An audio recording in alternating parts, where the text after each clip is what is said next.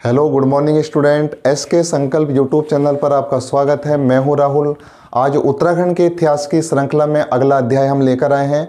कल हमने उत्तराखंड के इतिहास को जानने के स्रोत पढ़े थे और स्रोत के बाद हमने जाना था कि उत्तराखंड के इतिहास को हम कालखंडों में कैसे विभाजित करेंगे। ठीक है, तो आइए शुरू करते हैं। उत्तराखंड का प्रागैतिहासिक काल और प्रागैतिहासिक काल की जानकारी हमें कैसे मिलती है। ठीक है, तो हमने कल बताया था कि प्रागैतिहासिक काल जो है वो 3000 वर्ष से पहले, 3000 बीसी से पहले का जो काल है उसे हम प्रागैतिहासिक काल में रखते हैं। इसी प्रकार उत्तराखंड के इतिहास को भी प्रागैतिहासिक काल में 3000 साल पहले की गतिविधियों को रखा जाता है। ठीक है, तो जो प्रागैतिहासिक काल था, तो उत्तराखंड की अगर हम बात करें कि उत्तराखंड का प्रागैतिहासिक काल से क्या संबंध है। ठीक है, तो देखिए 3000 वर्ष पहले का वो कालखंड था, वो समय था जिसमें मानव की उत्पत्ति तो हो गई थी, लेकिन मानव जो है वो आधुनिक गतिविधियों से नहीं जुड़ पाया था। कह सकते हो एक तरीके से जो आदि मानव वाला समय था। ठीक है, तो आदि मानव वाला जो समय था उस समय को हम प्रागैतिहासिक काल के नाम से जानते हैं। ठीक है, प्रागैतिहासिक काल 3000 साल से पहले वाली बातें, 3000 ईसा पूर्व से पहले वाली बातें थी आपकी। ठीक है, तो जब जिक्र आदि मानव का अगर आ जाता है तो आदि मानव के बारे में आपने भारतीय इतिहास में जाना होगा। यहाँ ज़्यादा एक्सप्लेन करने का कोई मामला नहीं बनता है। ठीक है, अगर बात आदि मानव की आती है तो उत्तराखंड से जुड़ाव देखते हैं कि उत्तराखंड से आदि मानव का क्या जुड़ाव रहा था। ठीक है, तो आदि मानव की अगर बात करें तो उस समय उत्तराखंड हमारा जो क्षेत्र था, जो ये उत्तराखंड हम पढ़ते हैं जिसको कुमाऊं और गढ़वाल में हमने बांटा था, तो इस उत्तराखंड क्षेत्र जो है पहले से हरा भरा जंगलों के लिए विख्यात रहा है। पर्वत बड़ी मात्रा में है, यहाँ पर बड़े क्षेत्र पर पर्वतों का विस्तार है।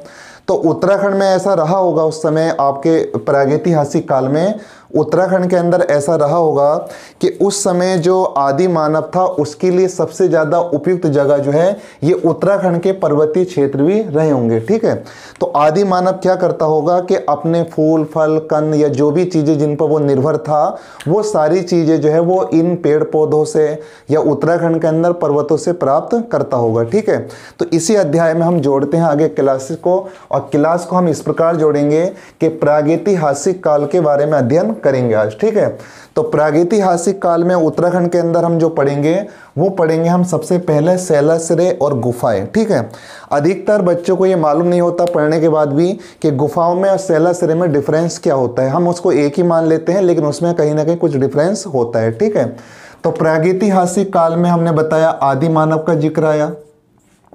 जब आदि मानव का जिक्र आया तो आदि मानव का संबंध उत्तराखंड से रहा।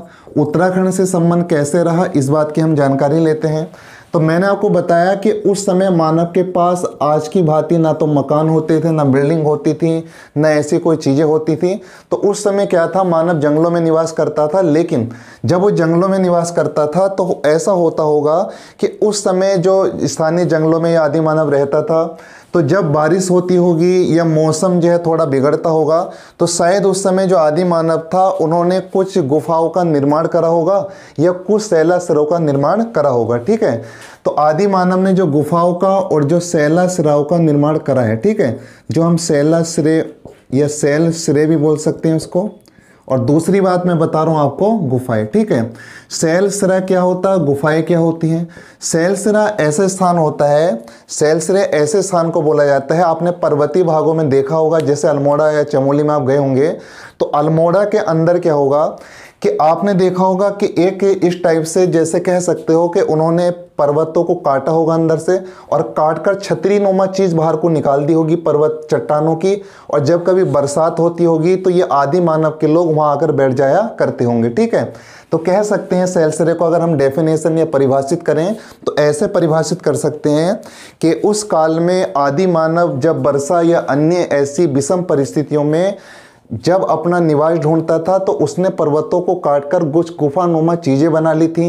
या कह सकते हो अगर मैं आज की बात करूं, जैसे हमारा मकान होता है तो मकान में कमरे होते हैं और कमरे के बाद एक बरामदा टाइप का होता है। ऐसे उन्होंने पत्थरों को काटकर जो बरामदे टाइप का बनाया, आपको समझाने के लिए बता रहा हूं मैं, उसको बोला जाता है सैला सिरे। और अगर उसी सैला सिरे का हम विस्तार रूप ले लें, एक बड़ा रूप ले लें, अंदर की ओर जाए गुफा सीधी, तो ऐसे स्थान को बोला गया है गुफाएं। ठीक है, तो इन सैला सिरे से, इन गुफाओं से उत्तराखंड के प्रागैतिहासिक काल की जानकारी हमें प्राप्त होती है। और प्रागैतिहासिक काल में हम उत्तराखंड के अंदर सैला सिरे और गुफाओं का अध्ययन करने वाले हैं। ठीक है, अब बात आती है अगर सैला सिरे और गुफाओं की, तो समझ गए होंगे सैला सिरे क्या होते हैं, गुफाएं क्या होती हैं। ठीक है, तो हम सबसे पहले शुरू करते हैं प्रागैतिहासिक काल में उत्तराखंड में। आप हेडिंग डाल सकते हो, उत्तराखंड प्रागैतिहासिक काल में गुफाएं और सैला सिरे। ठीक है, तो अगर मैं बात करूं उत्तराखंड के अंदर सबसे पहले खोजी गई गुफा थी, आपसे कई बार उत्तराखंड के ग्रुप सी के या बड़े एग्जाम्स में पूछा गया है, तो सबसे पहला आप हेडिंग डाल सकते हो लाखू उड्डियार। देखिए लाखू उड्डियार को कहीं कहीं किताबों में आपको लखू उड्डियार भी देखने को मिलता है। ठीक है, तो इससे आपको घबराना नहीं है, लाखू या लखू उड्डियार कुछ भी बोले, इससे नहीं घबराना है। लेकिन लाखू या लाखू उड्डियार है क्या? देखिए अगर हम स्थानीय भाषा में देखें उड्डियार कर्त, ठीक है, तो उड्डियार कर्त वैसे गुफा होता है, लेकिन लाखू उड्डियार या लखू उड्डियार जो है वो गुफा नहीं, एक सैला सिरे था। तो जब आप हेडिंग डालेंगे तो हेडिंग के साथ इसको शुद्ध रूप से ये भी लिखेंगे कि ये एक सैला सिरे है। और सैला सिरे मैंने आपको समझा दिया क्या होता था उस समय। ठीक है, अगर लाखू या लखू उड्डियार सैला सिरे की हम बात करें कि लाखू या लाखू उड्डियार सैला सिरे उत्तराखंड के किस जनपद में है या कौन से स्थान पर है। ठीक है, तो समझिए इस चीज़ को।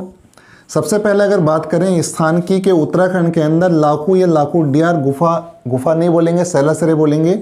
ये सैला सिरे है कहाँ पर? स्थान की बात हम सबसे पहले करें तो स्थान की बात अगर करते हैं तो अल्मोड़ा जिले के अंदर। ठीक है, अल्मोड़ा जिले के अंदर एक स्थान पड़ता है, एक ब्लॉक पड़ता है छोटा सा, उस स्थान का नाम है आपका बाड़े छीना। उस स्थान का नाम है आपके बाड़े छीना। और बाड़े छीना क्षेत्र के अंदर एक छोटा सा गांव पड़ता है जिसे हम दलवेंड गांव के नाम से जानते हैं, वर्तमान में स्थित आपके अल्मोड़ा में। ठीक है, अगर आपसे पूछेगा एग्जाम में कि लाखू या लाखू उड्डियार जो सैला सिरे है ये कहाँ स्थित है, आपका अल्मोड़ा जनपद में है। अल्मोड़ा जनपद में बाड़े छीना क्षेत्र में है और आपका गाँव का नाम क्या हो जाएगा, आपका दलवेंड। ठीक है, अगर बात आती है कि लाखू उड्डियार या लाखू उड्डियार जो सैला सिरे है इसकी खोज किस वर्ष हुई थी और इसकी खोज करने वाला व्यक्ति कौन था, कौन पुरातात्विक था। ठीक है, अगर हम खोज की बात करें कि लाखू उड्डियार की खोज किस साल हुई थी, तो खोज के बारे में जो थोड़ा मत भिन्नता दिखाई देती है कुछ किताबों में। कुछ इतिहासकारों का मानना है कि लाखू उड्डियार की खोज होती वो वर्ष 1968 में हुई थी। लेकिन नोट करने लायक चीज़ ये है कि कुछ इतिहासकार ये मानते हैं कि इसकी जो खोज हुई थी वो 1963 में हुई थी। ठीक है, लेकिन हम जो प्रेफरेंस देंगे, जो वरीयता देंगे एग्जाम में, वो 1968 को देंगे। ठीक है, अगर बात करें कि इस लाखू उड्डियार का खोजकर्ता कौन है, कौन सा व्यक्ति है जिसने सबसे पहले खोजा था लाखू उड्डियार सैला सिरे को। ठीक है, खोजकर्ता की अगर हम बात करें तो खोजकर्ता का नाम है आपका MP जोशी। ठीक है, तो जोशी जी ने इस सैला सिरे की खोज की थी आपकी। और अगर हम बात करें कि लाखू उड्डियार या लाखू उड्डियार सैला सिरे क्या है, ठीक है, तो इस सैला सिरे की कुछ विशेषताएं हैं। आप अपनी कॉपी में मेरे साथ नोट भी करते चलेंगे क्योंकि ये सभी चीज़ें इंपॉर्टेंट है एग्जाम के लिए। जैसे मैंने बताया स्थान अल्मोड़ा में, बाड़े छीना दलवेंड में है, खोज 1968 में, या नोट करेंगे 1963, कुछ लोग ऐसा मानते हैं। खोजकर्ता थे आपके MP जोशी। और इसके बाद बात ये आती है कि लाखू या लखू उड्डियार सैला सिरे की विशेषताएं क्या हैं। ठीक है, तो अगर हम विशेषताओं की बात करें, अगर हम नाम की बात करें कि इस सैला सिरे का नाम लाखू या लाखू उड्डियार क्यों पड़ा, उसका रीज़न ये है, उसका रीज़न मेन ये है, स्थानीय लोगों का ऐसा मानना है कि इस सैला सिरे का जो निर्माण है वो लाखों साल पहले हुआ था। तो किदवंती भी कहती हैं कि लाखों साल पहले सैला सिरा बनाया हुआ आदि मानव ने, तो इसलिए बाद के लोगों ने इसका नाम रख दिया था लाखू उड्डियार। ठीक है, और बात करें अगर हम विशेषताओं की कि इसकी विशेषताएं क्या हैं। ठीक है, तो ये गुफानुमा होते हैं लेकिन इनको बोलते हैं हम सैला सिरे ही हैं। ठीक है, तो देखिए अब इसकी विशेषताओं की हम बात करते हैं। सबसे पहली विशेषता मैं आपको ये बता दूं कि लाखू उड्डियार गुफा उत्तराखंड के अंदर आप जितनी भी गुफाएं पढ़ेंगे या सैला सिरे पढ़ेंगे उनमें सबसे पहला जो खोजा गया सैला सिरे है। ठीक है, ध्यान रखिए, मैं आपको शुद्ध रूप से स्पष्ट रूप से पहले बता रहा हूँ। काफ़ी बच्चे या काफ़ी टीचर तक भी इसमें कंफ्यूज हो जाते हैं, वो गलत चीज़ें बता जाते हैं। ठीक है, शैलाश्रय में और पुरातात्विक चीज़ों में बहुत बड़ा डिफरेंस होता है, ध्यान दीजिए इस चीज़ को। शैलाश्रय में और पुरातात्विक चीज़ों में अंतर होता है। ठीक है, शैलाश्रय में अगर पूछेगा कि उत्तराखंड के अंदर सबसे पहले, उत्तराखंड के अंदर जितने भी शैलाश्रय खोजे गए हैं, अल्मोड़ा में बहुत सारे आपको मिलेंगे, चमोली, उत्तरकाशी, जोशीमठ, चंपावत में बहुत सारी बड़ी मात्रा में मिलेंगे, लेकिन सबसे पहला जो खोजा गया शैलाश्रय है वो आपका लाखू या लाखू उड्डियारी है। ठीक है, हाँ एक चीज़ आप नोट कर सकते हो, ये चीज़ कुछ बच्चों को कंफ्यूज करती है। अगर पुरातात्विक साहित्यिक पुरातात्विक चीज़ों की अगर मैं बात करूं, प्रागैतिहासिक काल में पुरातात्विक चीज़ों की बात करूं, तो सबसे पहले जो खोजा गया था वो देवीधुरा में खोजा गया था। अब देवीधुरा का नाम सुनकर आपको एक मेला याद हो गया, बगवाल मेला लगता है। ठीक है, देवीधुरा कहाँ पड़ता आपका? चंपावत में। ठीक है, और यहाँ खोज हुई थी आपकी लगभग 1868 में। तो ध्यान रखिए, पुरातात्विक खोज अगर पूछेगा तो सबसे पहले देवीधुरा में हुई थी, वो चंपावत में की थी, और उस व्यक्ति का नाम था आपका हेनवुड। हेनवुड एक अंग्रेज था, पुरातात्विकविद था। तो ये क्या क्वेश्चन होगा आपका, हम जिक्र इसका कर रहे हैं, ये कहाँ से आ गया बीच में? ये इसलिए आ गया क्योंकि अगर वो ये पूछेगा कि उत्तराखंड के अंदर सबसे पहला शैलाश्रय कौन सा था जो खोजा गया था, तो वो था आपका लाखू उड्डियार। लेकिन मैंने नोट इसलिए बीच में करा रहा हूं क्योंकि वो ये भी पूछ सकता है कि प्रागैतिहासिक काल के जितने स्थल उत्तराखंड में प्राप्त हुए हैं उनमें पुरातात्विक अगर बात करें, पुरातात्विक, ठीक है, उनमें सबसे पहले खोज किसने की थी? तो वो हेनवुड ने की थी।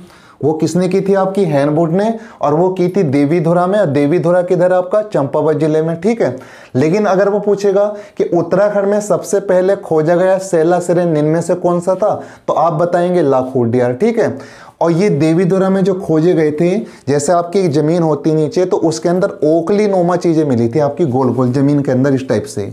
ठीक है, तो ये चीजें खोजी गई थी किसके द्वारा? हेनवुड के द्वारा। ठीक है, लेकिन शैलाश्रय सबसे पहले कौन सा खोजा गया था? लाखू उड्डियार। क्लियर है सबको? ये विशेषताओं की बात हम करते हैं कि इसकी प्रमुख विशेषताएं क्या है लाखू उड्डियार की।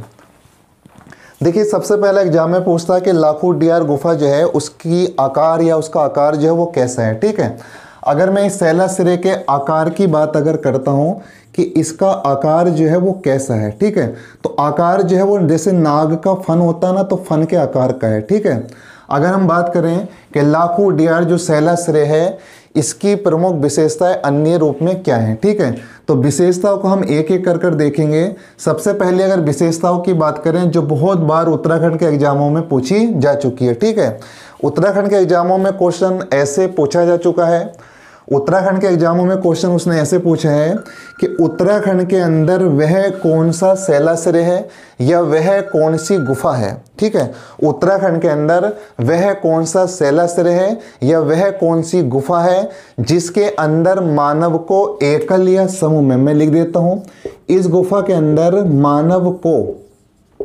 मानव को एकल या बोल सकते हो आप समूह में, एकल या समूह में नृत्य करते हुए, ध्यान रखिए, मानव को एकल या समूह में नृत्य करते हुए दिखाया गया है। ये क्वेश्चन आपका बहुत बार एग्जाम में बना है कि बताइए उत्तराखंड के अंदर कौन सी गुफा है या कौन सा शैलाश्रय है जिसमें मानव को एकल का मतलब होता अकेले डांस करते हुए, नृत्य करते हुए, या फिर समूह में, समूह का मतलब हो पूरे ग्रुप में जो है वो डांस करते हुए दिखाया गया है। ठीक है, उम्मीद है आपको चीजें समझ में आ रही होंगी।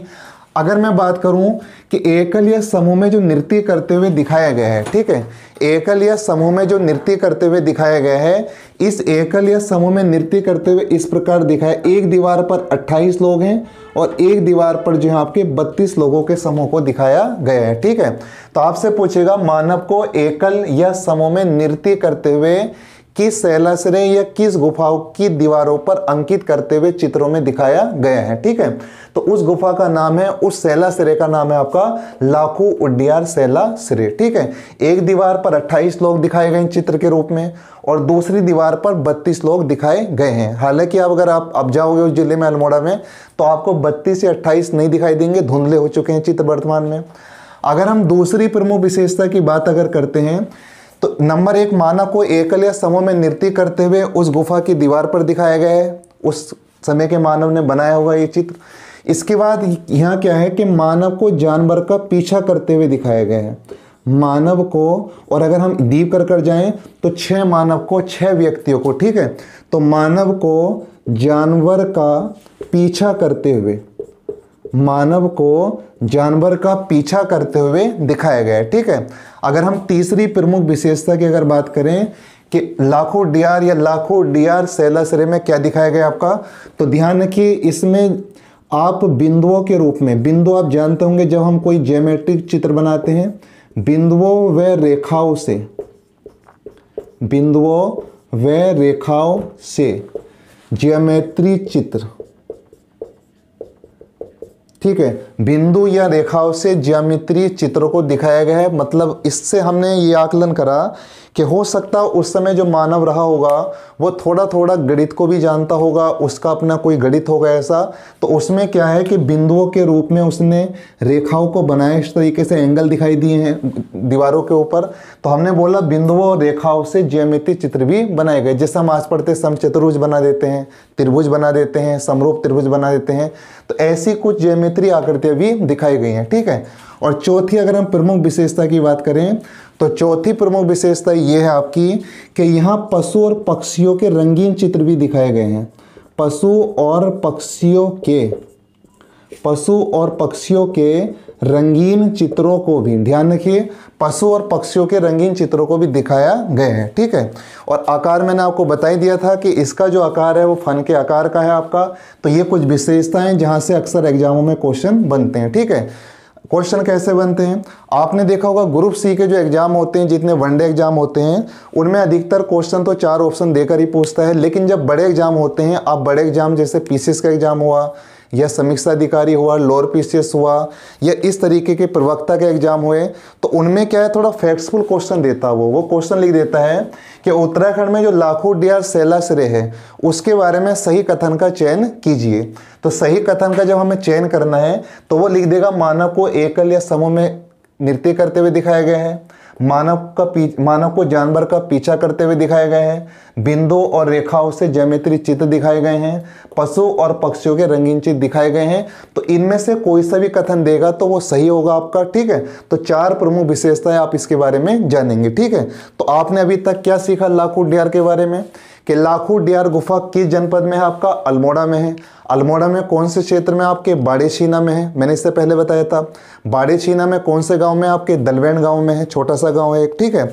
लेकिन सबसे इंपॉर्टेंट चीज जो हमने आपको अभी नहीं बताई है वो मैं आपको लास्ट में बता देता हूं, उसे शुरू में बताना चाहिए था।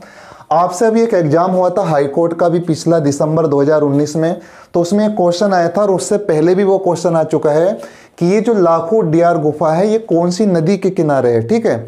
जो लाखों डियार गुफा है ये कौन सी नदी के किनारे है, ठीक है। हमने अल्मोड़ा की जब बात की तो आपका जो ये अल्मोड़ा शहर है, इस अल्मोड़ा शहर की एक और जो नदी बहती है उस नदी का नाम है आपका सुयाल नदी। ध्यान रखिए, उस नदी का नाम है आपका सुयाल नदी। और जो अल्मोड़ा शहर के दूसरी तरफ नदी बहती है, इस नदी को आप भली भांति जानते होंगे, इस नदी का नाम है आपका कोसी नदी, ठीक है। जो कोसी नदी आपकी बागेश्वर से आती, कोसानी से बहकर, और आपके रामनगर मंडी और नीचे सुल्तानपुर पट्टी से रामपुर में प्रवेश कर जाती, ठीक है। तो आपने देखा होगा कि ये अल्मोड़ा है, अल्मोड़ा जिले के अंदर लाखों डियार है। तो ये क्वेश्चन पूछा था उस एग्जाम में कि ये बताइए कि उत्तराखंड में लाखों डियार गुफा किस नदी के किनारे पाया गया है या किस नदी के किनारे स्थित है, ठीक है। तो अभी आपके सामने एग्जाम्पल है एग्जाम का, तो ध्यान रखिएगा लाखों डियार गुफा जो है आपका वो सुयाल नदी के किनारे है। लेकिन अगर आगे को और डीप एग्जाम बनाएगा तो हो सकता है ये पूछ ले कि लाखों डियार गुफा जो है वो सुयाल नदी के तो किनारे है, लेकिन सुयाल नदी के किस ओर स्थित है। तो ध्यान रखिए समयाल नदी का जो पूर्व वाली दिशा है उस पूर्व वाली दिशा के आसपास ये सारा सैलासरे बना हुआ है, ठीक है। तो उम्मीद है आपको चीज़ें समझ में आई होंगी, इसकी खोज आपको समझ में आएगी, खोजकर्ता कौन है आपका ये चीज़ समझ में आई होगी। आप मेरे साथ नोट्स बनाते हुए चलेंगे, ठीक है। तो हम सबसे पहले जो कवर करेंगे वो अल्मोड़ा क्षेत्र के सैलासरे गुफा ही कवर करेंगे। इसके बाद आप दूसरा हैंड डालिएगा, दूसरी गुफा हम पढ़ेंगे, दूसरा सैलासरे जो है वो अब पढ़ेंगे। तो आप लोग हैंड डालिएगा अपनी कॉपी में, सब लोग साथ में, वीडियो रोक कर भी डाल सकते हैं आप। तो दूसरा है आपका जो अल्मोड़ा में ही पाएगा आपका फड़का नोली, फड़का नोली गुफा है आपकी एक ये। और फड़कानोली व इसके साथ ही पढ़ा देते हैं साथ में पेड़साल गुफा। फड़कानोली व पेड़साल गुफा, हालांकि शैलाश्रय हैं, गुफाओं का रूप होते हैं ये भी शैलाश्रय। ठीक है, तो फड़कानोली और पेड़साल दोनों के बारे में पढ़ लेते हैं। इधर हम फड़कानोली के बारे में और इधर पढ़ लेंगे थोड़ा सा पेड़साल के बारे में। ठीक है, इसमें ज़्यादा नहीं है। सबसे पहली बात, आपने इससे पहले पढ़ा था लाखोटियार शैलाश्रय। लाखोटियार शैलाश्रय आपके कहाँ पर है? अल्मोड़ा जिले में है, सुयाल नदी के किनारे। तो ध्यान रखिए, अल्मोड़ा में जिस स्थान पर सुयाल नदी के किनारे लाखोटियार है, उससे लगभग 1.5 से 2 किलोमीटर दूरी पर आपके फड़कानोली और पेड़साल शैलाश्रय भी बने हुए हैं पहाड़ के अंदर। ठीक है, तो अगर हम बात करें स्थान की, आपसे कभी भी स्थान पूछेगा कि फड़कानोली शैलाश्रय की जनपद में स्थित है, तो बताने की जरूरत नहीं होनी चाहिए, ये भी अल्मोड़ा ही जिले में। ठीक है, लाखोटियार के पास में। अगर हम बात करें खोजकर्ता की, खोजकर्ता का मतलब ये हुआ कि इसकी खोज करने वाला व्यक्ति कौन है, पुरातात्विकविद कौन है। फड़कानोली शैलाश्रय की खोज किसने की और कब हुई है? तो ध्यान रखिए, फड़कानोली शैलाश्रय की खोज हुई थी 1985 में, और इसका खोजकर्ता उत्तराखंड का एक प्रसिद्ध व्यक्ति है जो आपको किताबों में जगह जगह मिलेगा। उस व्यक्ति का नाम है यशोधर मठपाल। उस व्यक्ति का नाम है आपका यशोधर मठपाल। और अगर बात करें हम इसके अंदर, इस शैलाश्रय में 3 शैलाश्रय पाए गए हैं। एक चीज़ क्लियर करने लायक ये है, इसमें ज़्यादा एग्जाम में नहीं पूछता, वो 3 शैलाश्रय पाए गए हैं। ठीक है, तो फड़कानोली आपका अल्मोड़ा में है। फड़कानोली की जो खोज हुई थी वो 1968 में हुई थी, और खोज करने वाला फड़कानोली के था यशोधर मठपाल। और कभी अगर बाई चांस एग्जाम में पूछ ले कि फड़कानोली शैलाश्रय में कितने शैलाश्रय हैं आपके? 3 शैलाश्रय। क्लियर है, यहाँ से बस इतना ही पूछता है वो। अगर मैं बात करूँ पेड़साल शैलाश्रय की, तो पेड़साल शैलाश्रय भी आपका अल्मोड़ा जिले में पड़ता है। अगर हम बात करें स्थान की, कहाँ पर है आपके? अल्मोड़ा में। और अगर बात करें खोज की, तो इसकी खोज हुई थी 1989 में, और इसकी खोजकर्ता जो थे वो भी यशोधर मठपाल थे। इसकी खोजकर्ता भी आपके कौन थे? आपके यशोधर मठपाल। ठीक है, उम्मीद है इधर दिखाई दे रहा होगा आपको, ज़्यादा बाहर नहीं गया होगा। तो यशोधर मठपाल ने जो था आपका इसकी खोज की थी। और अगर बात करें इसके अंदर शैलाश्रय कितने पाए गए हैं, तो इसके अंदर आपके पेड़साल गुफा के अंदर या पेड़साल शैलाश्रय के अंदर 2 शैलाश्रय हैं। ठीक है, क्योंकि मैं ऐसा क्यों बता रहा हूँ कि आपने हेडिंग डला दिया फड़कानोली, यहाँ हेडिंग लिख दिया पेड़साल, आप बार बार अलग अलग क्यों बोल रहे हैं? मैं इसलिए बोल रहा हूँ क्योंकि फड़कानोली गुफा का या शैलाश्रय का नाम नहीं है, फड़कानोली उस जगह का नाम है। तो उस फड़कानोली जगह के अंदर 3 शैलाश्रय हैं। ठीक है, ऐसी पेड़साल गुफा या शैलाश्रय का नाम नहीं है, पेड़साल उस जगह का नाम है और उसके अंदर 2 शैलाश्रय पाए गए हैं। क्लियर हुआ सबको? ठीक है, तो फड़कानोली और पेड़साल दोनों ही अल्मोड़ा में है।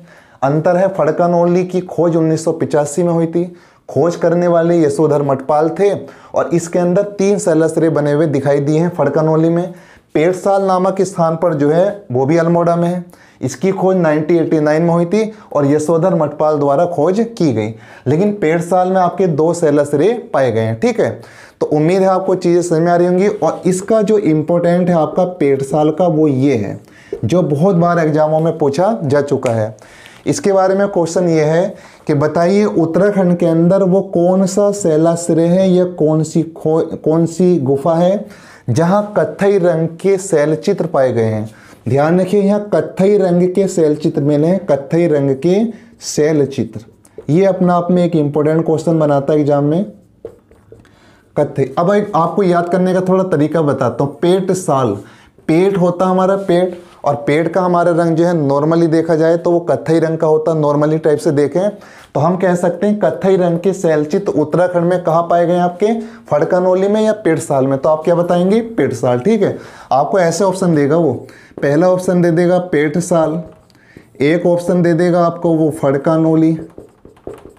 ठीक है, ऐसी लाखोटियार लिख देगा आपको एक ऑप्शन में, एक में लिख देगा मलारी गांव, और आपको यहाँ क्वेश्चन लिख देगा कि उत्तराखंड में कत्थई रंग के शैलचित्र निम्न में से किस स्थान पर प्राप्त हुए हैं। तो आप क्या बताएंगे? इसमें पेड़साल बताएंगे। ठीक है, तो आज की क्लास इतनी होगी आपकी। अगले लेक्चर में हम पढ़ेंगे अगली गुफाओं या अगले शैलचित्रों का वर्णन करेंगे। ठीक है, बस आज के लिए इतना, बाकी कल। धन्यवाद।